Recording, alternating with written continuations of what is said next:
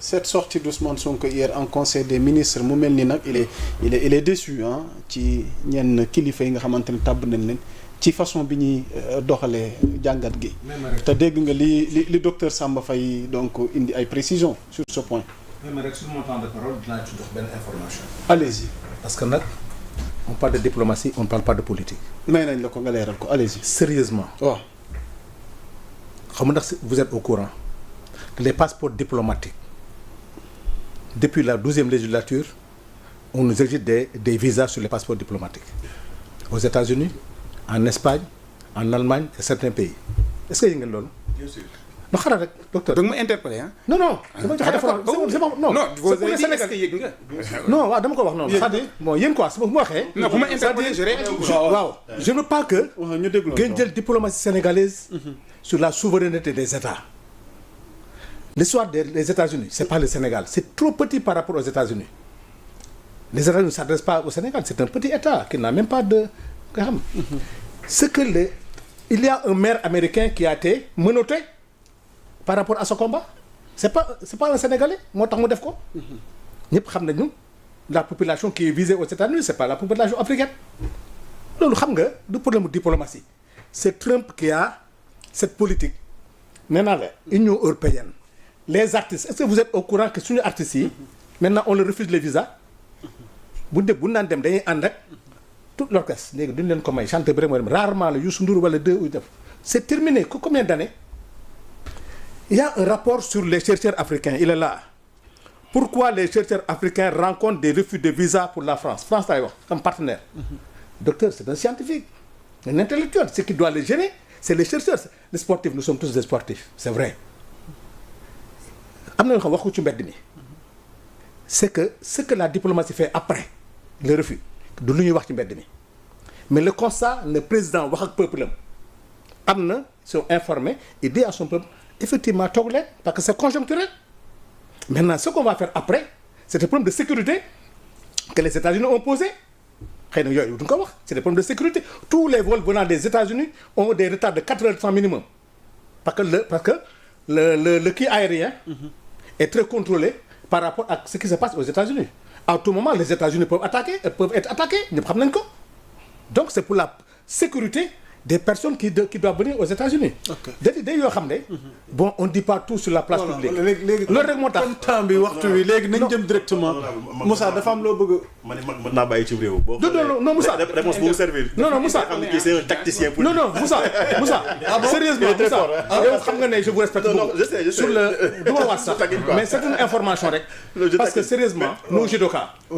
xam nga maître honorable li ma ci bëggoon wax. waaw xam nga ñun la tendance à accuser l'autre.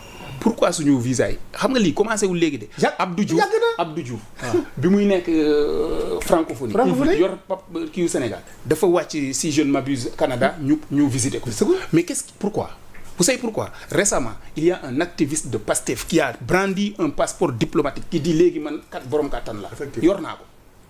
le problème c'est nous parce que ñun ñoo koy jox attends orchestre yi ngay wax nii combien de gens partent et ne reviennent pas c'est que il y a un truc suñu gouvernants yi ñaata nit lañ jox passeport diplomatique yoo xam ne ils n'ont rien à faire avec ça mais vous dégradez le passeport diplomatique donc la question c'est qui c'est nous mais moo tax ma ne c'est pas un problème de diplomatie te nguur gi changé wul non attends te nguur gi changé wul parce que nitu Pastef que cela soit sur les réseaux sociaux nitu Pastef brandir na ma gis ko mu ne léegi borom kilifa la borom daja la mooy ne man passeport diplomatique la mais loolu léegi la xam nga non Sénégal léegi le passeport diplomatique c'est un peu comme un petit pain en tant que docteur voilà vous êtes docteur en quoi? Le débat vous affirmez des choses qui se trouvent dans les réseaux sociaux man mënuma brandir nii sama passeport simple ma ne man am naa passeport diplomatique yow en tant que docteur ci loolu ngay joxe comme argument mais vous devez war nga gën a mën a am argumenté que loolu vraiment docteur parce que wax dafa war a am ñetti fondement administratif fondement scientifique wala fondement juridique te li ngay wax ni amul benn fondement boo ko teg parce que lan benn nit taxaw na ne man yor naa passeport diplomatique. yaa Moussa gis nga dans un état sérieux un individu je termine sur ça il m'a interpellé un individu qui prétend détenir j'ai pas de débat personnel un individu honorable qui prétend détenir un document boo xam ne en aucun cas waru ko jot mu def une vidéo sur ça il doit être interpellé. parce que mën na am sax bu dee am na bëgg doon mais da ko am parce que xam nga tey c'est pas la raison li ma bëgg a foofu mooy xaram nit dana jëndi xaram ne booy vidéo mu ñu vidéo ko mu ne Ousmane Sonko maa ngi lay remercier daa ma jox xar mi. c'est-à-dire que Ousmane Sonko gisu ko yóbbu ko il faut pas se fier sur ça. il faut que ñu jox Sénégalais yi tuuti cër. c'est-à-dire ñu bañ a personnaliser débat bi. ok Samuel je non personnalisé wu ma. sànq ba léegi yaa ngi def ay attaques. non attaque Sénégalais dañu war a bénéficier. personnellement moo tax na débat sax au niveau la war a doon dafa répondre ci tout quoi. mais léegi li ñu wax mooy il y a un problème crucial boo xam dafa am et c'est patent Sénégal yëpp constaté nañ loolu. gis nga le passeport diplomatique sénégalais c'est dañ koy jot comme des petits pains. non loolu jeex na ci réew. beneen bi kii vidéo bi muy wax nii. man gis naa ko yow gis nga ko keneen gis ko même bu fekkee doo ko nangu parce que da nga nekk ci un rôle bien défini loolu dañ la koy admettre beneen bi mooy le sénégalais nañ rappelé wu benn fait boo xam ne yàggul dara. am na fi benn sénégalais bu toog ci otoom ñu koy filmer à son insu muy trafiquer passeport ak passeport diplomatique. mais yooyu nga foog ni du am ay impact ay incidence ci sunu diplomatie. waaw mais du am ay incidence ultérieurement mais kooku tey dañ ko bombarder ci benn secteur comme un PCA. waaw te loolu est-ce que justice waru woon doxal liggéeyam. waaw mais Moussa. beneen bi mooy. lii nga xam moom la docteur wax léegi. ñu daanelee foofu ma jox vidéo bu viral boobu. lan moo ci war a nekk taxawaayu procureur de la République lan moo ci war a nekk taxawaayu état du Sénégal. waaw mais lan moo ci war a nekk état. ok c'est des interrogations on va essayer d'avancer parce qu'il y a d'autres points. sérieusement xam nga man waaw non damay avancer rek li xew conseil des ministres ak posture. xam nga fii rek gis nga passeport diplomatique yi. waaw on termine. dégg mën na la ça fait plus de 12 ans 13 ans xam nga kon du c'est pas li am li tax mu am sérieusement du loolu parce que li ñu bay wax ni depuis les visas des États des Espagnes ça fait plus de 15 ans même au temps de Ablaye Wade sax yooyu am tey boo demee passeport diplomatique ci aéroport ki yor ordinaire mun na génn 30 minutes doo génn ndax contrôle bi ci am pour les Africains mais c'est pour vous dire que en vérité non ça bëgguma ñu mel ne loolu ak la diplomatie sénégalaise c'est une démocratie c'est une diplomatie d'intégration africaine d'abord loolu mooy orientation bi c'est pas ay sommets les sommets ils ont retardé actuellement ce que Ousmane Sonko fait dans la pratique de créer les autoroutes comme de l'acier pour que nos matières premières soient transformées loolu mooy tax suñu jeunes yi toog fi loolu mooy créer les emplois loolu mooy indi souveraineté te xam ngeen ne tey conserver suñu gerte gi on était à 12 000 on est à 150 000 francs à 150 000 tonnes nañu collecté 52 milliards qu'on a payé comptant loolu da nga koy rafetlu l'industrie comme textile ñu ngi koy relancer l'industrie fruitière ñu ngi koy relancer il y a plus de matière brute bu ñuy jëlee Afrique di ko yóbbu Occident c'est ça le combat de l'Afrique le Sénégal ne peut pas faire face au marché à l'OMC c'est l'Afrique loolu moo tax on a créé le ministère de l'intégration africaine d'abord les sommets là c'est de la théorie c'est de la politique politicienne gars yi dañu nax dañu yóbbu ci ay sommets ay hôtel dañu wax loolu ay yu kenn xamul. ok honorable waxtu bi léegi pour ce qui est on termine avec la sortie de Ousmane Sonko mais Gagny ce qu'il a dit Gagny il faut communiquer mais on choisit des personnes pour ñu liggéey Macky Sall waxoon na ko fii accélérer la cadence c'est le chef du gouvernement il dit en conseil des ministres où on doit rendre compte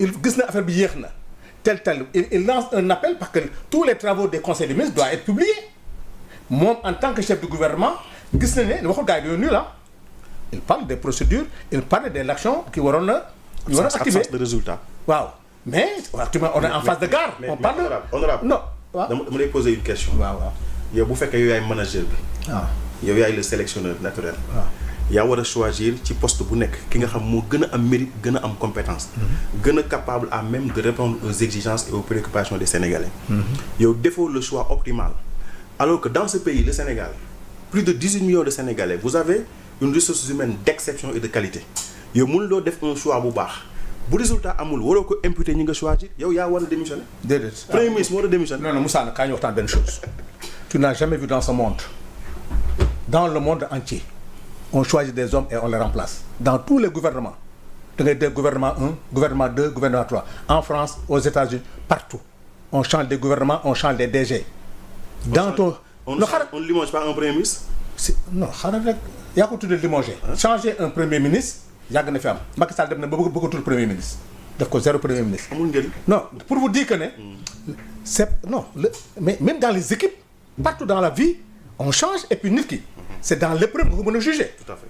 Si c'était nos matières grises ce qu'on a comme intellectuel au Sénégal en Afrique on ne serait pas parmi les derniers au monde mais c'est dans la pratique c'est dans l'action que tu peux juger même dans le sport tu mets une équipe tu prends les meilleurs ils sont meilleurs ci entraînement physiquement ils sont bien tous les meilleurs. Mais Sanou vous comprendrez avec moi que ñi ñu choisir ils sont loin d'être des meilleurs. ah si. xoolal jëlal Ngagne Demba Touré fi mu nekk il est non Moussa. un stagiaire Moussa nga jël ko bombardé ko à la tête d'une institution minière. je vais donner un exemple bu clair. nga jël Birame Souleye jox ko ministère bi nga xam mooy mine énergie. waaw c'est-à-dire man question bi nga xam moom laay dem bay posé wu sax. mooy question bi ñu di posé déedéet est-ce que parce que quand tu vois dans le choix de ces personnes déedéet xam nga fan nga leen di juger. waaw. les résultats de Birame Souleye par rapport à ce qu'ils ont trouvé. lan mooy résultat yi. ba xaaral rek. je vais dire maintenant foofu laa bëgg na léegi. parce que on est dans un débat boo xam ne léegi voilà bi neex na trop. voilà allez-y ça. Birame Souleye a trouvé au Sénégal un pays où il y a de l'or. mooy ñun ñëpp kenn musu gis or du Sénégal ku bëgg jënd or da ngay dem Dubaï je m'excuse du mot dañuy tojee or bi yóbbu ko. waaw fa nekk il est venu. Il a dit plus jamais cet or ne va plus sortir quand même du Sénégal. Et bien fii nañu ko transformer c'est là où on va mettre le comptoir de l'or.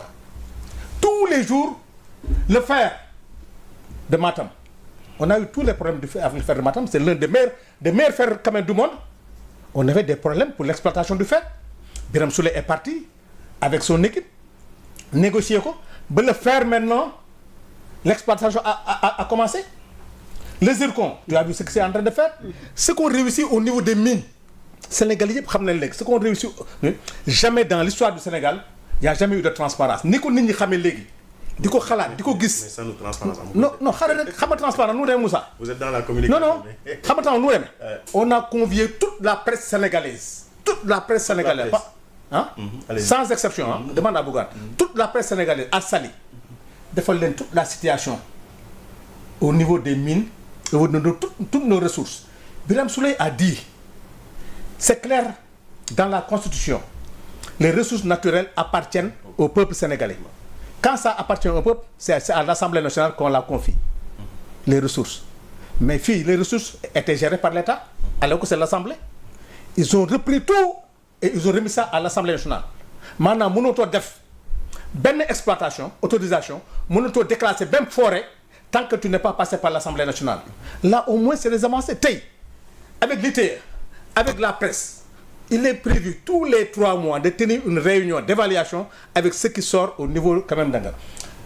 Le projet Yaakaar Teranga qu'est-ce que Birame Souleye avec le gouvernement non Yaakaar Teranga sera exploité par le Sénégal et par les Sénégalais et par les Africains. ok ñu daaneel foofu san waaw. maintenant waaw.